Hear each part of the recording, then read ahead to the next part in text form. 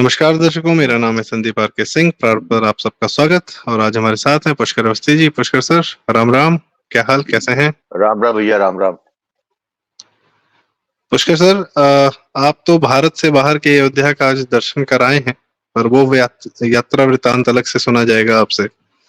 अ, आज एक बहुत बड़ी अच्छी घटना हुई है भारत में कि मोदी जी चुनाव से थोड़ा सा, अब चूंकि आचार संहिता जो है यह कहती है कि अब आप चुनाव प्रचार नहीं कर सकते, तो उसका पालन करते हुए वह शांत हो गए, एक मौन व्रत धारण कर रहे हैं, कुछ मेडिटेशन करेंगे।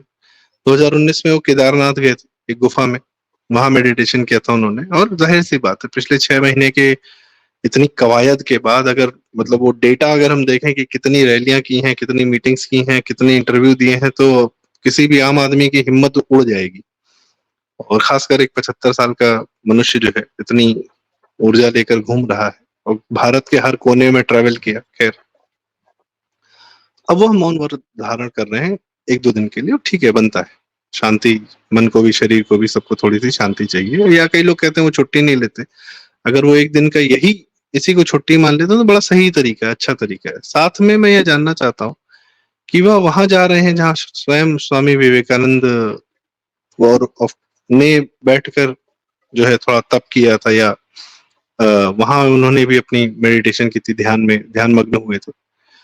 तो ये मोदी जी का यह जो शांति वाला पीरियड है, मैं इसके रिपर या आगे इसका क्या होगा वो तो मैं बाद में पूछूंगा आपसे। पर यह वो स्वयं के लिए कर रहे हैं, या सनातन के लिए कर रहे हैं, या समाज के लिए भी कर रहे हैं? इसकी क्या महत्व है इसका, पुष्करता? संदीप, तुमने सवाल बहुत अच्छा पूछा है। और मैं कभी थाईलैंड में, आज अयोध्या ही में हूँ। अयोध्या, तो वहां से भारत की सारी खबर लगी रही है, क्या क्या हो रहा है। और कन्याकुमारी में जो 2 दिन के लिए मौन ध्यान ले में रहेंगे हमारे प्रधानमंत्री मोदी जी, उसको लेके जो है जिस तरीके की बातें हो रही हैं, क्या मंतव्य है, क्या है, इसका अर्थ क्या माना जाए। और जिस तरीके से मैंने ये देखा कि मनु सिंघवी जो है, कोर्ट तक जाने की बात हो रही है कि जो है उनके नरेंद्र मोदी जी के विवेकानंद रॉक पे कन्याकुमारी में 2 दिन के मौन को लेकर चिंतित हैं। और उसका जो है उनके उस मौन को ही जो है चुनावी प्रक्रिया में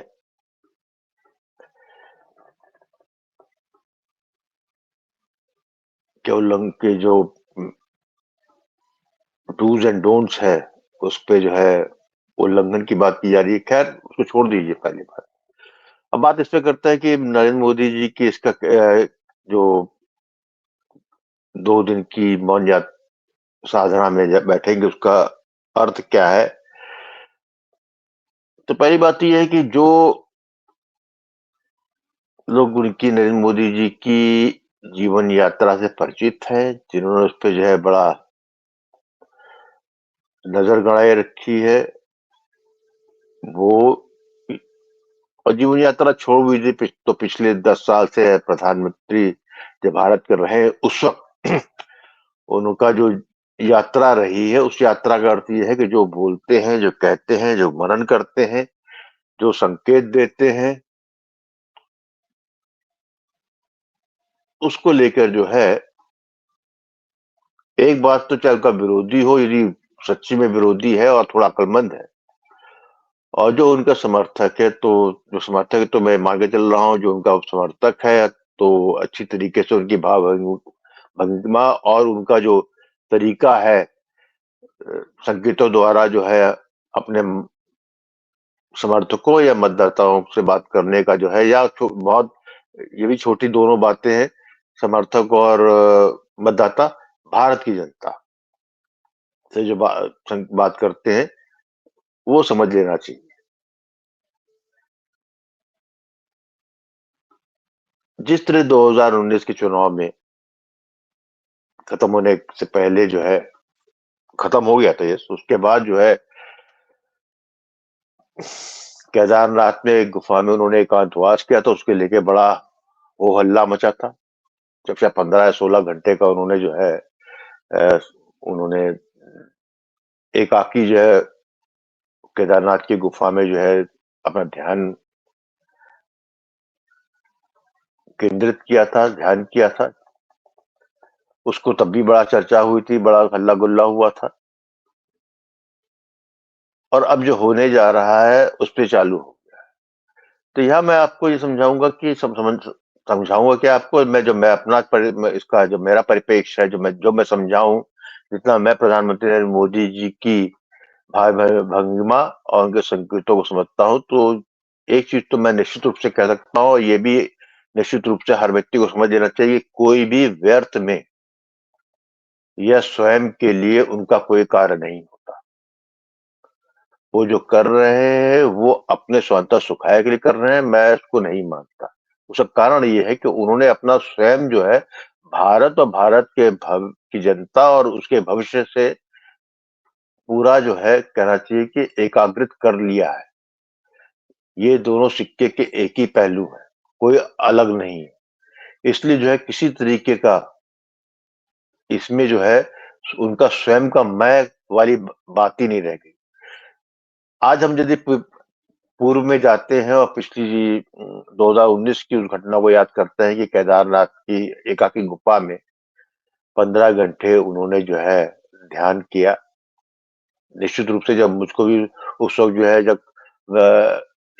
इस बात का पता चला था कि ऐसा होने जा रहा है, ऐसा हुआ और होते हुए देखा, तो समस्त भारतवासियों के समय जो है मुझे भी बड़ा आश्चर्य था। लेकिन मैं इसको एक चीज से जहां तक मेरी उस वक्त बुद्धि आती थी, उसको मैंने उसको वहां तक लिया था, क्योंकि प्रधानमंत्री नरेंद्र मोदी मुख्यतः एक संन्यास मार्ग में जाने वाले योगी थे, व्यक्ति थे, जो है गृहस्थ आश्रम छोड़ के संन्यास धारण कर रहे थे, और वो उस मार्ग से लौटाए गए हुए व्यक्ति थे।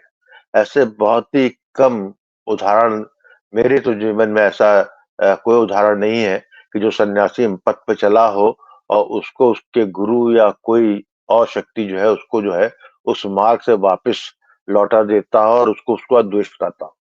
क्या उनके साथ हुआ, क्या वो सब व्यक्तिगत चीजें हैं तो पता नहीं लगेगी, लेकिन तो जो 15 घंटे का उन्होंने जो किया, तो मैंने उसको उसी का एक्सटेंशन समझा कि 2014 में आए थे, तब जो है सारे समीकरणों को तोड़ते हुए वो अपवाद स्वरूप पाए थे। 2019 में कांग्रेस और पूरा जो है लेफ्ट लिबरल बौद्धिक जन जो है या स्वयं जिहादी मुस्लिम जमात थी, वो पीछे पड़ी हुई थी और उसको लेके बड़ा दिग्भ्रमिता का वातावरण भी था। तो मुझे इस वक्त लगा कि बहुत एग्जॉस्ट हो चुके हैं मानसिक रूप से नरेंद्र मोदी जी, इसलिए वो अपनी ऊर्जा को जो है पुनः संचय करने के लिए वो एकांतवास में है और ध्यान लगा रहे हैं। लेकिन ऐसा था नहीं, उनको अगले जो कदम उठाने थे उसके लिए वो अपने में जो है कह सकते हैं कि मैं मनन कर रहे थे। मैं जीवन में मैंने जो है पहली बार देखा कि किसी राजनीतिक क्षेत्र में कोई व्यक्ति यदि मौन रहता तो उसकी मौन जो है से विपक्ष घबराया हुआ है, लोग घबरा रहे, प्रश्न कर रहे हैं। नरेंद्र मोहन नरेंद्र मोदी जी कन्याकुमारी में वहां ध्यान कर, वहां पे जो है अपनी मौन व्रत का अभ्यास कर रहे हैं या मौन व्रत रख रहे हैं, क्योंकि मौन व्रत रखना भी जो है एक कम यौगिक क्रिया से कम नहीं है, जहां पे स्वयं नरेंद्र एक शताब्दी पहले वहां पे मनन किया था। और ये आप भी जानते हैं और हम भी जानते हैं कि जहां जो गद्दी होती है उसकी ऊर्जा अलग होती है।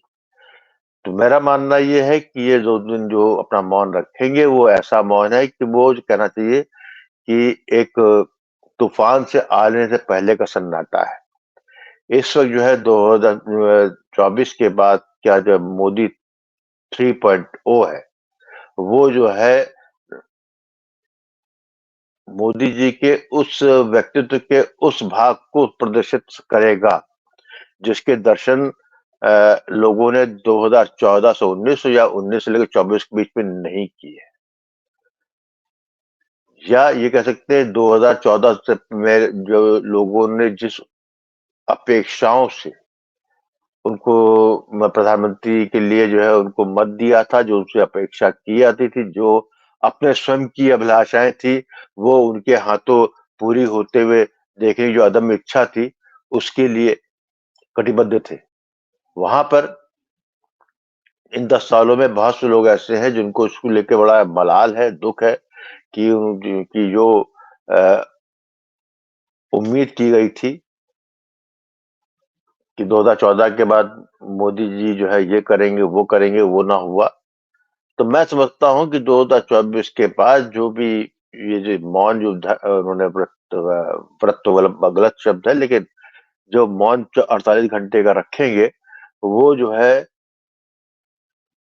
अपने आप को उस चीज के लिए तैयार कर रहे हैं जब उनका सन्नाटा टूटेगा और उसके बाद जो कहर गुजरेगा। आप देखिएगा, जैसा उन्होंने कहा स्वयं 2-3 बार जो इस बार इंटरव्यू दिए हैं कि उनको ये विश्वास है कि उनका जो जन्म भले एक प्रकृति के अनुसार हुआ है, लेकिन उनको ये विश्वास है कि उनको जो है यहाँ पे आए हैं तो उनके संग जो है कुछ काम ईश्वरी शक्ति को कराना है, और ये बहुत बड़ा विश्वास है।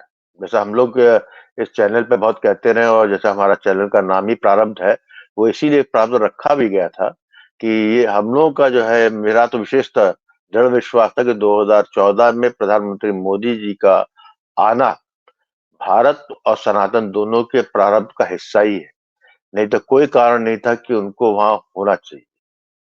कोई ऐसा कारण नहीं था, क्योंकि ऐसा कुछ भी भारत की जो है सामाजिक में या राजनीतिक व्यवस्थाओं में ऐसा कोई आमूल परिवर्तन नहीं हुआ था कि रातों रात लोग जो जग गए हों और कोई परिवर्तन की राह हो, ऐसा कुछ नहीं था।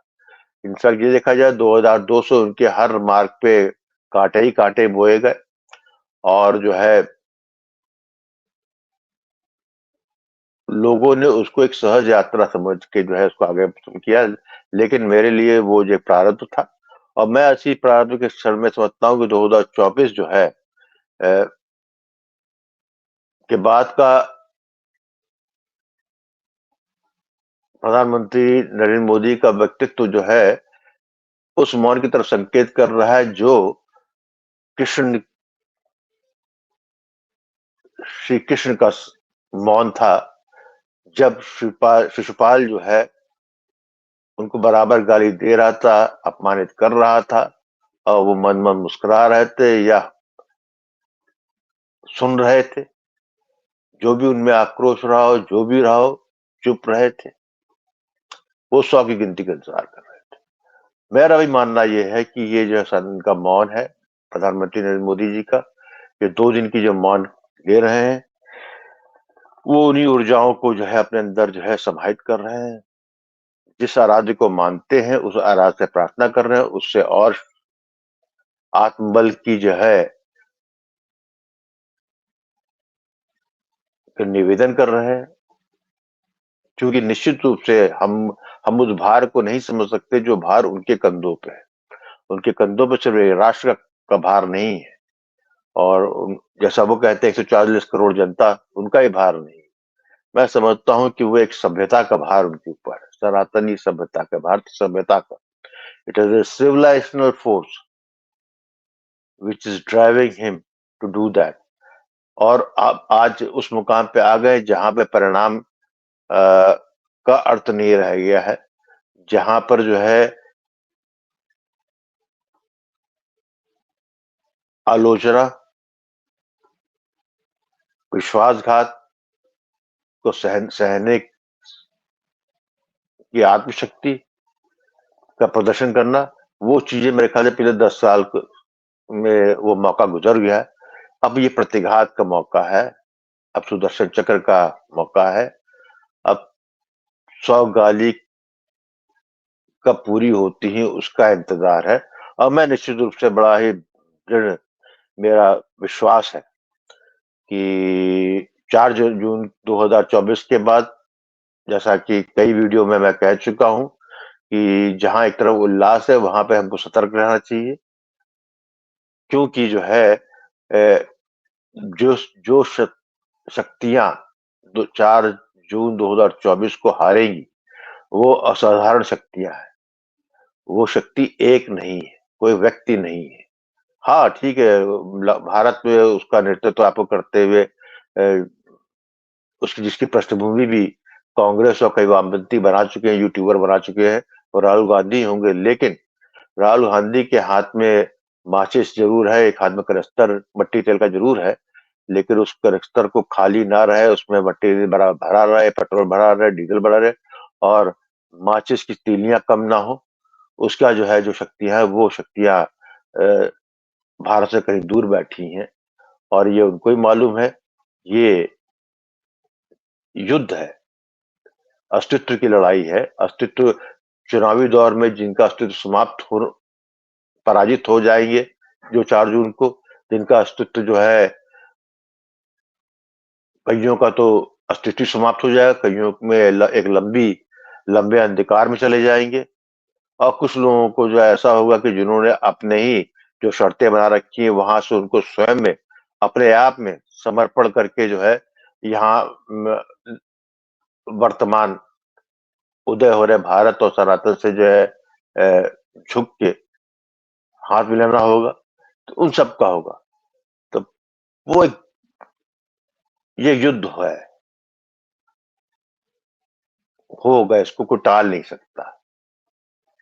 हाँ, जितना है आपका शक्तिशाली नेतृत्व होगा, जितना तो आत्मविश्वासी नेतृत्व होगा, जो जो कि सौभाग्य से भारत को मिला हुआ है, तो वहां पर सफलता जहां 100% होनी है, वहीं पे ये भी कह सकते हैं इसको कि है कि बहुत कम टूट फूट में, समाज का बहुत ज्यादा बिना बटे हुए, बहुत ज्यादा लाशों का भार उठाए हुए सफलता पूरे भारत को निकाल ले जाने की शक्ति उनमें है और होती दिखेगी। तो मेरा जो है इतना लंबा उत्तर जो हो गया इस चीज को, ये इसलिए कहूंगा कि ये मौन मौन नहीं है, ये एक सन्नाटा है आगे आने तूफान का। उस तूफान में जो है जो लोग 4 जून 2024 को उत्सव मनाएंगे, प्रधानमंत्री नरेंद्र मोदी जी के दोबारा तिबारा प्रधानमंत्री बनने पे, उनके लिए भी एक वो है, जैसे कि होता है कि तूफान आता है, रेड अलर्ट जारी कर दिया जाता है, तो प्रधानमंत्री नरेंद्र मोदी जी का ये मौन रेड अलर्ट है उनके समर्थकों के लिए। चौकन्ने रहिए, आगे का विषम परिस्थितियां आएंगी ही आएंगी, आपको उसमें जो है सावधान रखना है, आपको उसके अंदर भागी बनना है, क्योंकि आप हर बार हर तरीके से सरकार से उम्मीद 24 घंटे नहीं कर सकते। आपके पास वो अब लीवरेज या वो आपके पास जो है, मैं कहूंगा कि इस तरह का कोई आप पे, इसको लीवरेज ही वर्ड ज्यादा समझ में आ रहा है, हिंदी में मैं समझ नहीं आ रहा मैं शब्द कहूँ, मतलब ये आपके पास ये लग्जरी नहीं रहेगी कि आप वेट करें जहां तक कि आप जो है दूर से आग सेके और जो है कोई दूसरा जले, आपको भी जलना और जलाने के लिए तैयार होना चाहिए। मैं समझता हूँ संदीप, मेरे इस बातों से बात समझ में आ गई होगी। है थोड़ा अलग टाइप की बात, लेकिन मेरा इस पूरी बात पे विश्वास है, और इसके संग कुछ आप जोड़ना चाहे जोड़िए। और क्योंकि मैं इस वक्त बाहर हूँ, विदेश में हूँ, और यहाँ थोड़ा मौसम भी खराब है और मुझे कहीं जाना भी है, इसलिए मुझे जो है आज्ञा दीजिए, मैं निकलता हूँ। और इसी के साथ तुमको और सभी दर्शकों को मेरी राम राम।